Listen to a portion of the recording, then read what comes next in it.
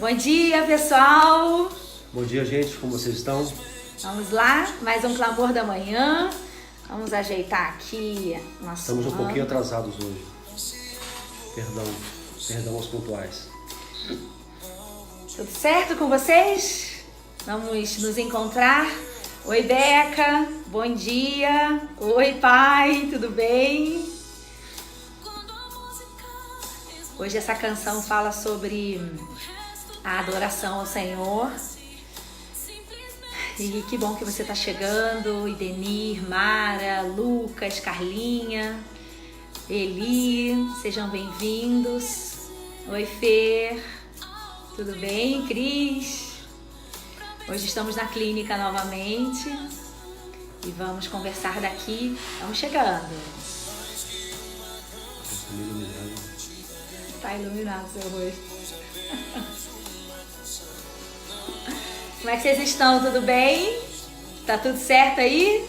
Todo mundo firme no Senhor? Curtiram o feriado ontem? Muito bom, né? Oi, Vera, Mara. Vamos chegando. Vamos chegando. Oi, Lula. Tio Josias. Ana Paula. Isso aí, galera. Regi. Oi, Raquel, tudo bem? Fabiola, Marilac. Que bom, gente. Que bom. Evelyn. Hoje a gente vai falar de reconstrução. Olha só que legal. De aquilo que precisamos reconstruir na nossa vida, tá? Vocês vão ser impactados com essa palavra de hoje. Como sempre, né? Vamos começar agora aqui no Instagram também. Tudo certo aí? Alexandre, Kleber. Hoje seu filho faz 18 anos. Eu vi. Parabéns. Um abraço nele, Deus abençoe. Traz ele pra festa aqui junto com a gente. Muito bom. Vamos chegando, galera. Começou ali no Instagram já? Começou, o Instagram também já estamos ao vivo. Bom dia, pessoal. Deus abençoe vocês, viu? Vamos começar, estamos juntos aí. Oi, Pati, Tia Gleides, tudo bem? Pessoal, vamos compartilhar. Vamos compartilhando para trazer nossos amigos para cá. Lembre-se, quando você compartilha, seus amigos têm acesso a essa mensagem. Se você não compartilha, vai ser mais difícil. Se você faz um compartilhamento agora, a chance de ele estar com a gente é muito maior. Uhum. Eu já compartilhei aqui meus grupos, já fiz uma festa. Vocês já compartilharam? Agora, vai aí um minutinho, pega a sua Bíblia. Olha lá, a Fabiola já compartilhou. Isso. Pega a sua Bíblia e... Vamos pedir para eles pegarem um papel e uma caneta? Uhum. O que você acha? Se você puder, será que eu vou pegar? Acho que não pega, não. Pega sim. Pega sim. Então pegue um papel e uma caneta, por favor. Nós queremos fazer um desafio diferente hoje com você. Você pode pegar uma caneta e um papel. Vai lá que a gente espera. Vai lá, pega lá um papel e uma caneta. Talvez você pode escrever aí uma folha avulsa na sua Dentro Bíblia. Da sua Bíblia, isso. Não é muita coisa não, é coisa pouca. Um bloquinho, enfim. Nada difícil, mas é importante, tá? Então se você puder fazer isso, vai ser bom, tá? Chegou aí a Dilene, Jairo, Lu, Cuidado. Marquinhos, tudo bem, Marquinhos? Jorley, Salete, Cleide, Andréia. Que bom, gente. Passou uma galera aí, desculpa, a gente não viu. Quem que tá aqui no Instagram também? A Eli, Carol, Amanda. E acho que o Matheus estava ali também. Vamos lá, então? Como é que tá aí o horário? Vamos... Como é que tá? Adal. Deixa eu ajeitar aqui. Só um pouquinho, pessoal. Isto. Beleza. Vamos lá? Amém. Meus queridos, com suas Bíblias aí em mãos, vamos fazer a leitura bíblica. Livro de Esdras. Queremos ler com vocês o livro de Esdras. Do capítulo 3. Vou fazer uma leitura de apenas alguns versos, depois vamos tentar colocar você dentro da história aqui, para que você possa ser impactado pelos princípios que que podemos extrair nesse momento da história do povo de Deus. Esdras capítulo 3, a partir do verso 1, por favor, se você puder estar conosco acompanhando, seria muito importante. Esdras 3, 1. Mais uma vez eu peço a você para colocar o texto aí para os irmãos e amigos que vão chegar depois. Esdras capítulo 3, verso de 1 até o 4, tá, meus irmãos? Irmãos e amigos, né? Somos amigos, somos da mesma família, estamos juntos aqui nessas manhãs. Diz assim a palavra do Senhor: chegando, pois, o 7º mês, e estando os filhos de Israel já nas cidades, ajuntou-se o povo como um só homem em Jerusalém. E levantou-se Jesuá, filho de Josadaque, e seus irmãos, os sacerdotes, e Zorobabel, filho de Sealtiel, e seus irmãos, e edificaram o altar do Deus de Israel, para oferecerem sobre eles holocaustos, como está escrito na lei de Moisés, o homem de Deus. E firmaram o altar sobre as suas bases, porque o terror estava sobre eles por causa dos povos das terras. E oferecer sobre ele os holocaustos ao Senhor, holocaustos pela manhã e à tarde. E celebraram a festa dos tabernáculos, como está escrito. Ofereceram holocaustos cada dia, por ordem, conforme ao rito, cada coisa em seu dia. Meus queridos, esse texto aqui é um momento em que o reino de Judá, né, está voltando para Jerusalém, e eles estão recomeçando a sua vida depois de um tempo, na verdade, cerca de 70 anos no cativeiro babilônico. Eu quero colocar você dentro dessa história rapidamente, tá? Vamos lembrar que o povo de Deus, infelizmente, tinha, apesar de ter visto Deus agindo de maneira tão sobrenatural no seu meio, e eu fiquei pensando que estava vindo para cá agora, estava pensando sobre isso. Quantas coisas extraordinárias o povo viu Deus fazendo, desde que saíram do Egito. Então, se você se lembrar rapidamente, as 10 pragas, a libertação maravilhosa do cativeiro egípcio, a travessia do mar, né, o tempo no deserto, deu água, deu pão, deu carne, sustentou o povo, guiou o povo, antes de chegar no rio, guiou o povo com a nuvem, falamos sobre isso ontem, guiou o povo com a nuvem, com a coluna de fogo, chegou diante do Jordão, abriu o Jordão, o povo entrou. Quantas vitórias Deus deu a este povo, de maneira também que não se pode explicar humanamente, mas ainda assim esse povo volta e meia se voltava contra o seu Deus. A Bíblia usa uma linguagem muito interessante, eles faziam o que era mal aos olhos do Senhor, ou seja, aos seus olhos estava tudo certo, mas aos olhos do Senhor aquilo estava errado, o que faziam. Então, dentro dessa história aqui, nesse momento, eles estão até um pouco antes padecendo a consequência por suas escolhas, sobretudo de fazerem aquilo que era mal aos olhos do Senhor. Então, eles se envolviam com outros povos, eles se misturavam com os outros povos também nas suas práticas. Então, por exemplo, uma das coisas mais abomináveis que nós vamos encontrar o povo de Deus fazendo era o sacrifício humano. O sacrifício humano e o sacrifício de seus próprios filhos. Chegaram a esse ponto, tal foi a influência que recebeu de povos pagãos que não temiam ao Deus verdadeiro, ao Deus de Israel. Então, em consequência disso, eles foram entregues. O Senhor, como que, olha, vocês estão entristecendo o meu coração, vocês querem fazer o que vocês acham que é certo, vocês não querem me ouvir, vocês não querem andar na minha presença, então, ok, eu vou deixar vocês experimentarem, viverem as consequências de seus feitos. E nesse contexto aqui, eles foram levados cativos para a Babilônia e ficaram lá por décadas, né? Cerca de 70 anos ali presos na Babilônia, escravos na Babilônia, ou vivendo com privações dentro da Babilônia. Cada povo tinha uma forma diferente de manter cativo o seu povo. Eles estavam ali, na verdade, longe da sua terra, longe das suas coisas, longe das suas comunidades, longe da adoração que tinham antes ao seu Deus. Estavam completamente envolvidos com as coisas da Babilônia. Bom, mas Deus é tremendo. Então, o cativeiro, gente, aí abre um parênteses aqui, o cativeiro, as privações, as angústias, as agruras, o deserto, isso Deus permite que passemos porque Ele tem um propósito nessas coisas. Ele tem um propósito. Ele permitiu, por exemplo, que o povo ficasse cativo porque Ele tinha algo a tratar com o povo enquanto ali estavam. Então, eu digo a você hoje, o que estamos vivendo e o que vivemos normalmente, seja lá quais forem as circunstâncias, as experiências, em tudo Deus tem um propósito.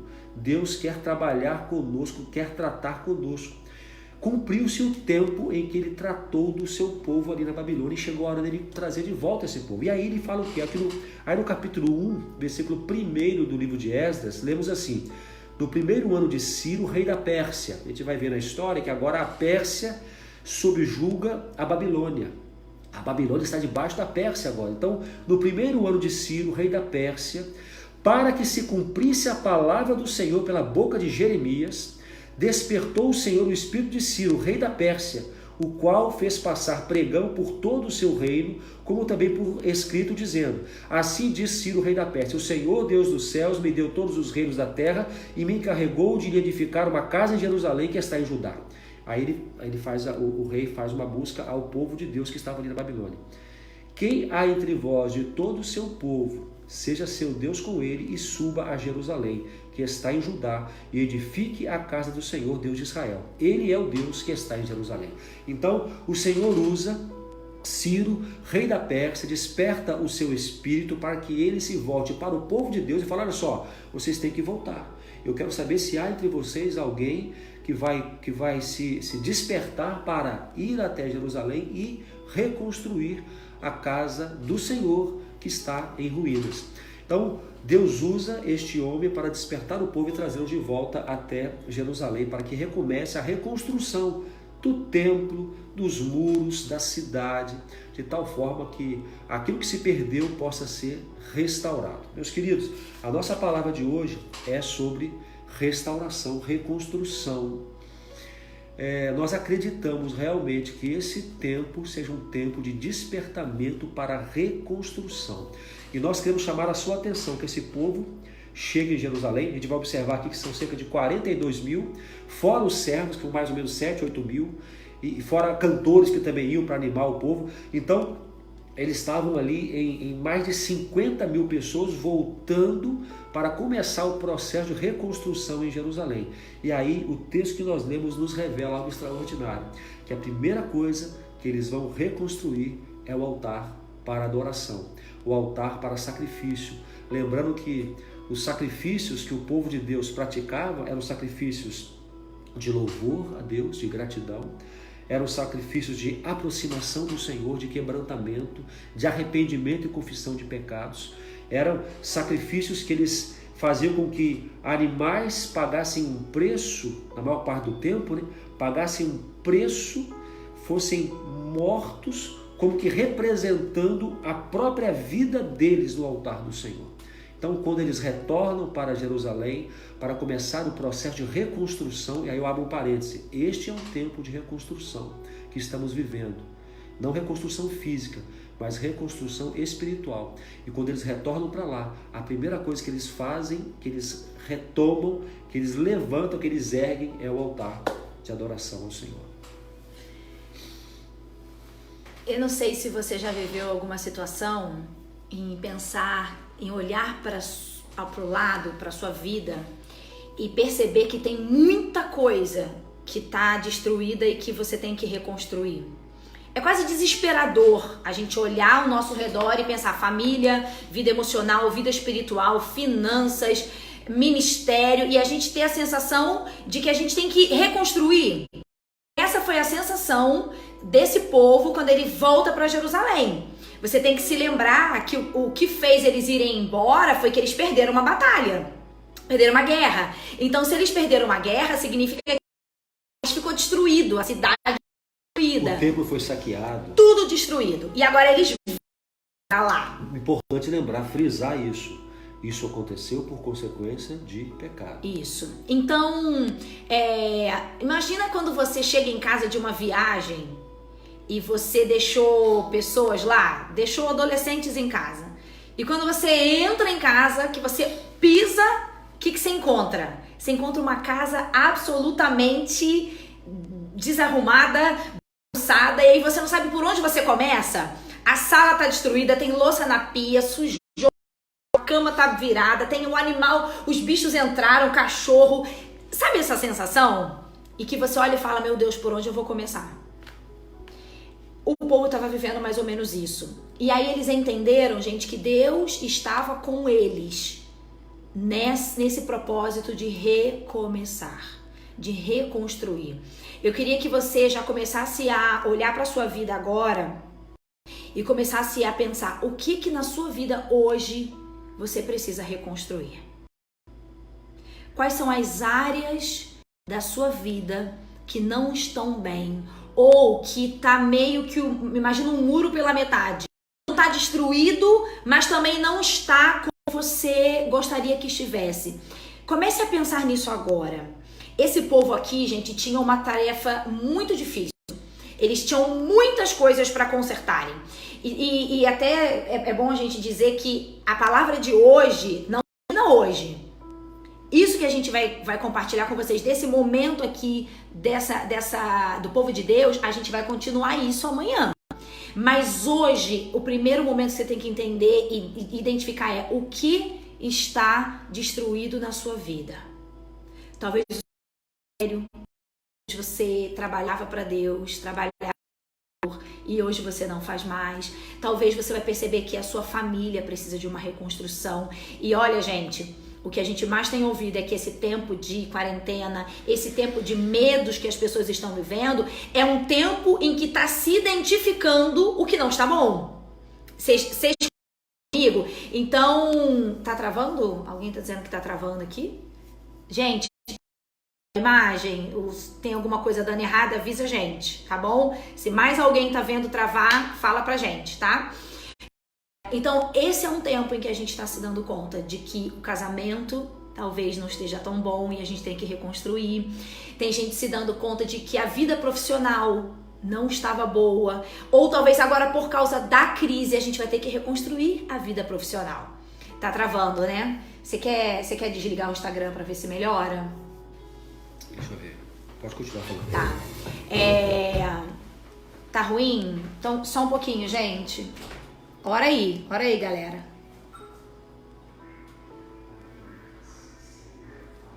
Vamos ver. Tá, então, segura aí.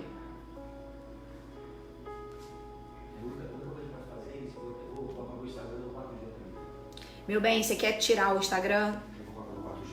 Tá, a gente vai tentar resolver aqui, tá, gente? Isso aí é luta. Luta. Instagram só um pouquinho. Eu vou colocar no 4G. Vamos ver se vai melhorar, tá? Tá melhor? Vê se tá melhor agora, gente. Ajuda a gente aí. Ó, o pessoal tá falando que também tá travando em outros lugares. É uma crise mundial da internet. Melhorou? Nós aliviamos um pouquinho nosso Instagram aqui. Nós entramos no 4G no Instagram e pedimos o pessoal ali para... Vê se a gente já pode continuar. O inimigo não gosta dessa palavra mesmo, com certeza. Então tá bom, a imagem voltou, vamos seguir.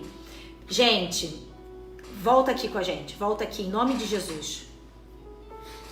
Esse é um tempo onde nós estamos percebendo as coisas que precisam ser reconstruídas. Vocês concordam? Nós já identificamos e estamos identificando coisas que a gente também precisa reconstruir.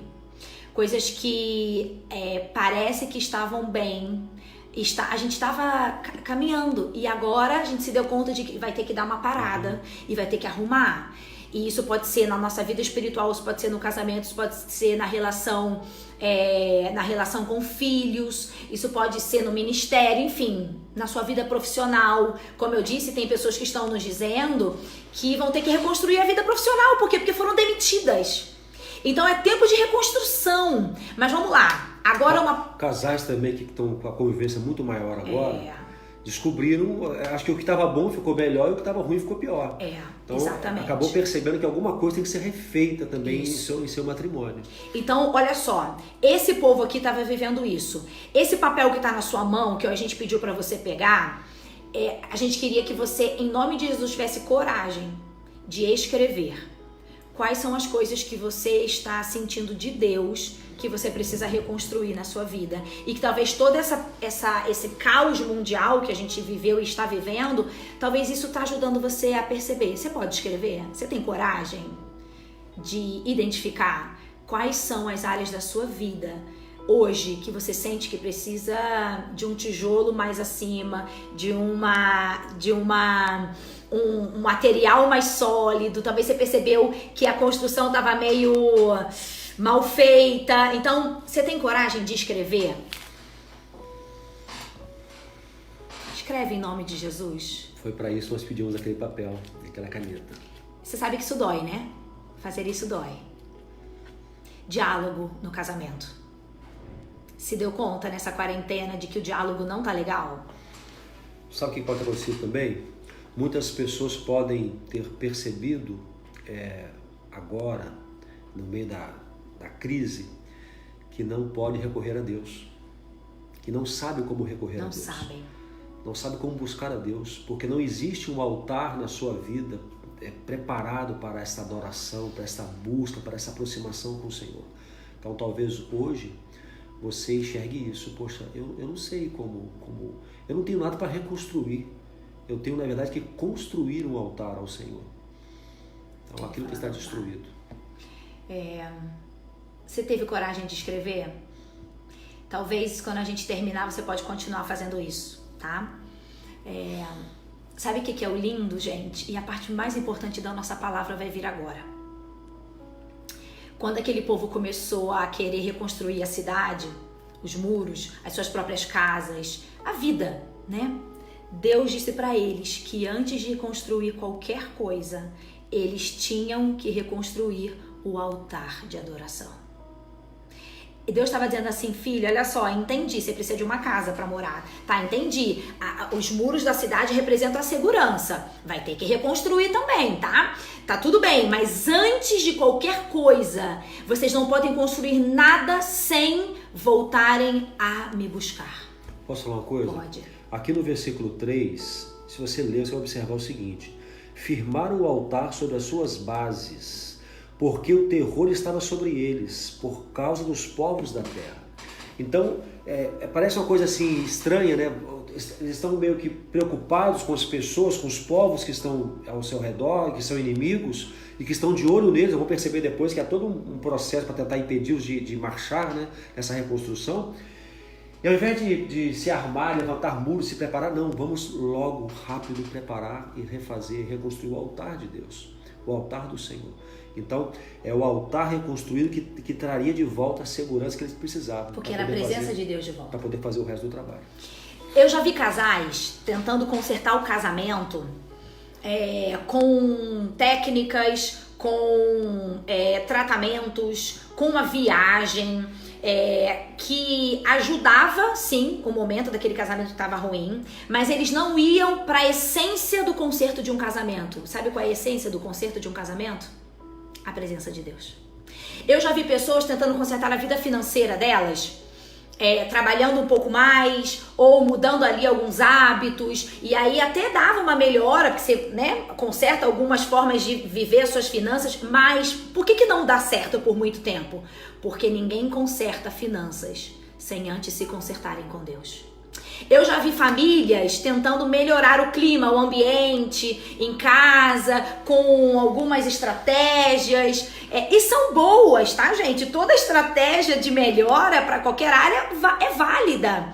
Só que nenhuma família se conserta se antes não se consertarem com Deus. Gente, nós estamos aqui dizendo para vocês a solução para qualquer área da nossa vida. Qualquer área. Lembra da casa bagunçada que você chegou de viagem e encontrou? Tem fezes de animal no chão, tem poeira, tem sujeira, tem lixo. E aí você quer arrumar a casa e você começa arrumando os armários. Aí você vai deixar o armário impecável. Não adianta, o chão tá sujo. Por onde você pisar, você vai levar sujeira para toda a casa. Gente, vamos lá, presta atenção. A pandemia mostrou que tem várias coisas para você reconstruir. Glória a Deus. Antes tarde do que nunca, né, amor? Pra gente perceber que tem coisa pra arrumar. Só que lembre-se, se a gente não consertar primeiro a nossa relação com Deus, a gente pode começar a tentar consertar qualquer outra área. Você ficou desempregado, você tá com problema financeiro, você tá com problema na família, casamento. Não vai funcionar. Porque primeiro é o altar. Primeiro é o altar. E aí o Fabrício falou uma coisa muito importante. Sabe o que o altar significava naquele tempo para aquelas pessoas? O altar era a forma do homem se aproximar de Deus. Porque o sacrifício, quando eles traziam um animal para ser sacrificado, né, amor? O animal, quando era morto, em alguns momentos representava o perdão dos pecados da pessoa, mas também muitos sacrifícios eram entregues como gratidão. Então tinha o sacrifício do perdão, tinha o sacrifício da gratidão, tinha o sacrifício da felicidade. Eles estavam felizes com algo que recebiam de Deus, e eles sacrificavam. Mas também, quando eles percebiam que eles tinham pecado, eles percebiam que eles tinham vacilado contra Deus, eles sacrificavam como forma de se reaproximar. Gente, o altar significa, olha que interessante, a palavra altar em hebraico, na verdade a palavra korban em hebraico, que era sacrifício, significa aproximação. Então quando Deus cria essa ideia de sacrifícios de animais, ou até mesmo ofertas de alimentos, né, a oferta da farinha, a oferta, era uma tentativa de se aproximar das pessoas. Não é que Deus gostava só de ver um animal sendo morto, era o sacrifício para a aproximação. E o nosso altar hoje, que nos aproxima de Deus, como é que tá? Existe o altar, né? Ou está derrubado? Então, eu creio que esse momento de crise, ele tem cumprido um propósito. Assim como o cativeiro babilônico cumpriu um propósito no meio do povo de Deus, no reino de Judá, também há um propósito de Deus no nosso meio hoje, com tudo que estamos vivendo. E se há necessidade de reconstrução ou de construção, que se erga primeiro o altar do Senhor. O altar. Como está o altar de Deus na sua vida? Existe esse lugar na sua mente, no seu entendimento, onde você se refugia e onde você busca o Senhor? Existe esse lugar, né, criado virtualmente, onde você se quebranta diante do Senhor, onde você se dobra, onde você se rende, onde você confessa pecados, onde você se reaproxima do Senhor em gratidão também. Existe isso na sua vida? Nada vai funcionar se em primeiro lugar não for restaurado na sua vida o altar de Deus. Nada. Toda tentativa será humana e fracassada, porque a palavra de Deus fala: buscai primeiro o reino de Deus e a sua justiça, e as outras coisas, ou estas outras coisas que o contexto cita acima, serão acrescentadas. Então há uma essência que tem que ser buscada, e a essência é o altar de adoração, o altar de rendição, de quebrantamento ao Senhor. Mas tem uma coisa, amor, que a gente não pode deixar de dizer. Gente, esse altar não é físico. Sim, tá? Por isso que eu falei que é espiritual. Porque às vezes a gente cria dentro da nossa casa um altar físico, né? A gente põe ali algumas coisas e a gente acha que a presença de Deus está ali. A Bíblia diz que Deus é espírito. Então, a gente se relaciona com Ele em espírito. Quando a gente começa a materializar a presença de Deus, Deus já não se agrada. Por quê? Porque a gente começa a colocar a presença de Deus naquela coisa, e Deus não está nas coisas. Deus é espírito. Então, vamos lá. Aqueles que escreveram o que precisa reconstruir, amém. Aqueles que não escreveram, vão escrever quando acabar a live, amém. Aqueles que estão pensando, vamos lá. Você está tentando reconstruir isso com as suas mãos? É isso? Você tá lutando, batalhando, você tá correndo atrás, eu vou procurar emprego naquele outro lugar, eu vou pedir ajuda para aquela pessoa, eu vou fazer uma viagem com meu marido para ver se meu casamento melhora, eu vou... Ok, isso é válido? É válido. Mas não faça nada sem antes reconstruir a sua intimidade com Deus. Gente, pastor, Letícia, eu não sei fazer isso. Eu não sei reconstruir ou construir a presença de Deus na minha vida. A gente pode falar sobre isso. Quer falar agora? Nós estamos orando e pedindo a Deus uma direção sobre como nós podemos ajudar você de maneira mais prática. Isso ainda não é disso que eu estava pensando, não. Gente, é que Deus tem nos trazido uma direção muito linda e muito grande, para que a gente possa ajudar vocês de uma forma mais eficaz. Essa é a palavra? Mas não é isso que eu... Não, mas tudo bem, mas não é disso que eu quero falar, não. Você vai precisar aprender a construir um altar em casa. Lembra, não é um altar físico, é um altar espiritual, onde a presença de Deus se torna real. Sabe por quê, gente? Porque quando eu tô com um problema no meu casamento, e a gente vive dificuldades, às vezes, de decisões, ele quer tomar uma decisão, eu quero tomar outra, ou às vezes um momento em que um tratou mal o outro, e a gente fica meio chateado um com o outro, ou problemas com os nossos filhos, eu corro pro meu altar. Lembrando, o altar é espiritual, tá? Eu corro pro meu lugar de busca ao Senhor. É um lugar, eu falo virtual porque não é um lugar físico. É isso. É um lugar que não existe materialmente.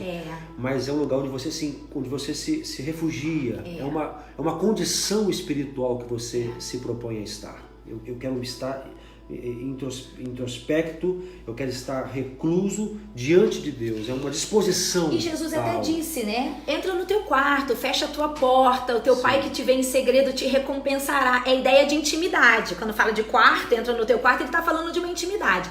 Então vamos lá. Quando isso acontece com a gente, dias difíceis, eu corro para a presença de Deus, que é esse altar, e eu digo assim: Deus, tô muito chateada com meu marido. Eu falo: Deus, como é que eu vou resolver esse problema com meu filho? Deus, olha só o que está acontecendo. E muitas vezes Deus fala para mim: filha, você me errou também. E aí quando ele fala isso, é quando eu vou pedir perdão. Então olha o altar do perdão. E também eu vou pedir ajuda. E também eu vou agradecer. Pessoal, a gente vai terminar perguntando para vocês como está o seu altar de busca por Deus. As igrejas estão fechadas, né? E talvez você estava acostumado a fazer lá na igreja o único momento em que a presença de Deus era real na sua vida. E agora não tem mais a igreja física, né? O templo. Não tem templo. E como é que tá essa busca dia após dia? A gente vai reconstruir muitas coisas, mas a gente vai ter que reconstruir primeiro o altar. Amém. Vamos orar? Vamos focar diante do Senhor. Se puder fechar os seus olhos aí, se desconectar um pouco do que está à sua volta, vamos falar com o nosso Deus. Senhor, Pai, nós estamos vivendo um tempo de cativeiro. Estamos vivendo privações, limitações. Estamos sendo cerceados de um monte de coisa, Senhor. Pai, mas nós queremos te agradecer até por esse tempo, porque enxergamos que neste tempo o Senhor tem trabalhado conosco. O Senhor tem nos tratado. O Senhor tem nos levado a reflexões que normalmente em nossa rotina anterior nós não tínhamos. Por isso te louvamos, porque estás colocando diante de nós um espelho. Estamos sendo confrontados, Senhor. Estamos enxergando de maneira muito mais clara a real condição que se encontra cada área da nossa vida, Senhor. Pai, e estamos constatando que tem que haver reconstruções. Algumas áreas do nosso coração estão em ruínas. Nós achávamos que estávamos bem, mas descobrimos agora que não, que estamos desestruturados, Senhor. Pai, muitos têm sido cerceados de esperança, muitos têm sido povoados por medo, por angústia, Senhor, porque suas estruturas estão no chão, Pai. É o Senhor quem nos chama, é o Senhor quem nos traz de volta e que nos coloca diante dessa necessidade de reconstrução. Alguns até, Pai, precisam construir. Alguns não sabem como te buscar. Alguns não sabem como fazer uma oração. Alguns não conhecem a Tua palavra, Senhor. Alguns não conseguem ouvir a Tua voz no meio de tantos ruídos. Senhor, então é tempo também de construção para muitas pessoas. Mas, Senhor, o que não pode acontecer é sairmos do outro lado do mesmo jeito, Senhor. Nós precisamos reconstruir, precisamos construir, mas o fato é que nós precisamos do Teu altar erguido em nossas vidas, onde o buscamos para adorar, para louvar, para reconhecer Sua grandeza, onde o buscamos também, Senhor, para nos quebrantar, para nos arrepender, para nos reconciliar contigo, Senhor. Pai, e obrigado, porque todo esse sacrifício de animais do Antigo Testamento aponta, na verdade, para o sacrifício do Teu Filho Jesus na cruz do Calvário. Jesus morreu por nós. Ele, Cordeiro Teu, foi enviado para morrer por nós de maneira definitiva, para que nós agora, através dele, recebamos o perdão por todos os nossos pecados. Senhor, que nesta manhã cada um se identifique como alguém que precisa reconstruir esse altar de adoração. E olhe para Jesus, o Cordeiro que já morreu, que já derramou o seu sangue, para que nós pudéssemos receber o perdão e a vida para sempre. É a nossa oração no nome dele. Amém e amém. Senhor Deus, Obrigada, Deus, porque mesmo nesses dias difíceis, o Senhor está usando eles para nos mostrar aquilo que está ruim em nós. Talvez, Deus, essa seja a origem dos nossos sofrimentos de antes também, e a gente não percebia, porque nós estávamos tão envolvidos com uma rotina, com uma correria, e aquelas dores que sempre existiram estavam camufladas, e agora o Senhor está trazendo à tona. E o Senhor está fazendo a gente enxergar o que tem que ser reconstruído na nossa vida. Pai, existem pessoas que estão percebendo que a sua vida emocional estava ruim. E agora isso está gritando para elas. Existem pessoas que estão percebendo que a sua vida espiritual estava ruim. Eles estavam apenas vivendo ritos, práticas religiosas, de ir numa igreja. E agora eles estão percebendo que, na verdade, eles nunca aprenderam a te buscar em sua casa, no seu secreto. Pai, obrigada porque o Senhor está mostrando isso também. Deus, existem pessoas que estão percebendo que as suas famílias não estão bem, seus filhos, seu casamento e outras até, Deus, que a forma como viveram as finanças não estava bem. Deus, eu te agradeço, Pai, porque mesmo sofrendo, nós estamos identificando aquilo que precisa ser melhorado. Agora a gente te pede ajuda, Senhor. Pai, nos ajude a reconstruirmos. Eu sei que muitas coisas foi por consequência dos nossos pecados mesmo, Senhor, mas tenha misericórdia de nós. Pai, eu oro por essas pessoas que estão nos ouvindo nesse momento. Eu oro e peço ao Senhor que ajude a identificar o que precisa ser reconstruído. Mas, Senhor, que essa palavra não tenha um peso de culpa. Não, Deus, que essa palavra tenha um peso de esperança. Que essa palavra traga, Deus, de volta o renovo e a expectativa de que, se o Senhor reconstruiu aquele povo lá com toda uma cidade devassada, o Senhor vai reconstruir as nossas vidas, o Senhor vai reconstruir esta nação, Senhor. Ó Pai, a despeito das expectativas negativas sobre a saúde, sobre a economia, nós cremos e declaramos que o Senhor vai reconstruir o nosso país, Deus. E que, Pai, o Senhor vai fazer milagres na nossa nação, o Senhor vai fazer milagres nas nossas famílias, nas nossas igrejas. Deus, em nome de Jesus, renova a esperança de todas as pessoas que nos ouvem neste momento. É tempo de reconstrução e o Senhor é o Deus da reconstrução. Pai, cuida das nossas vidas neste dia. É a nossa oração em nome de Jesus. Amém e amém. Amém. Amanhã a gente vai continuar, né? Falando disso. E eu quero que você confie. Ele é o Deus da restauração. Deus pegou nossa vida destruída, né, amor? Tudo quebrado, tudo desesperançado. E Ele reconstruiu e está reconstruindo até hoje. Ele vai fazer isso com você. Creia e confie. Amém. Quem chegou no final, volta lá, assiste do princípio. É tempo de reconstrução. Eu acho uma boa hashtag, se você quiser pulverizar por aí, fica à vontade. É tempo de reconstrução. Amém. Que Deus te abençoe. Amanhã, às 10 horas, se Deus nos permitir, estaremos de volta aqui com vocês. Amém. Tá bom? Gente, um beijo. Fiquem com Deus, tá? Deus abençoe vocês. Tchau!